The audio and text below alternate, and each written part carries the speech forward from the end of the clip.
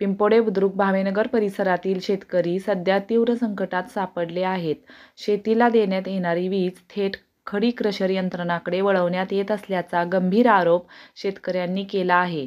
त्यामुळे शेती वाहिनीवर तासनतास वीज पुरवठा खंडित राहत असून पिके पाण्याअभावी वाळू लागली आहेत. यामुळे ऊस, भाजीपाला यासह सर्वच हंगामी पिकांचे नुकसान होण्यास सुरुवात झाली आहे. शेतकऱ्यांचा आरोप हा आहे की शेतीची वीज बंद ठेवून क्रशरला पुरवठा केला जातो. आम्ही दिवसभर बसूनही पिकांना पाणी देऊ शकत नाही.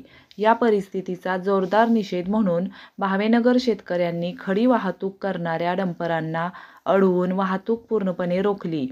घोषणाबाजी करत शेतकऱ्यांनी प्रशासनाचे लक्ष वेधत हा प्रकार तातडीने बंद करण्याची मागणी केली.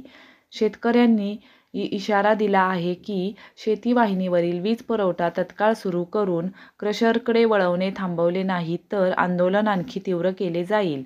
भावेनगर परिसरात पिके वाचवा, शेतकरी वाचवा अशी मागणी प्रचंड वेगाने जोर धरत आहे. डोंबाळे फिडरची लाईट आमची पूर्णपणे खडकेश्वरला दिलेली आहे. आम्ही शेतकऱ्यांनी काय करायचं, हे दिवसात आम्हाला 4 तास देतात आणि 4 तासातनी लाईट 15 मिनिटं टिकती. माणूस बिना भाकरीचा दारावर जाऊन बसतोय, रात्रीचा बिबट्या येतोय.